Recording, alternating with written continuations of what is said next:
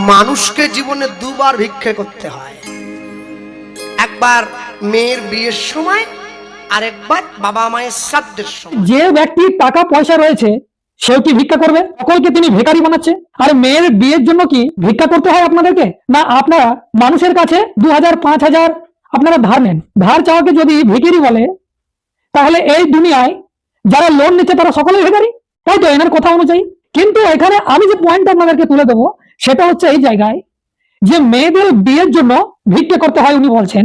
তাহলে বলি যে আপনি এই মঞ্চে দাঁড়িয়ে কখনো এই কথা তো বললেন না যে এটা তো সরকারের হাতে আছে, সরকার চাইলে পণ প্রথা বন্ধ করতে পারে, সরকারের আইনও রয়েছে যে পণ প্রথা নেওয়া যাবে না।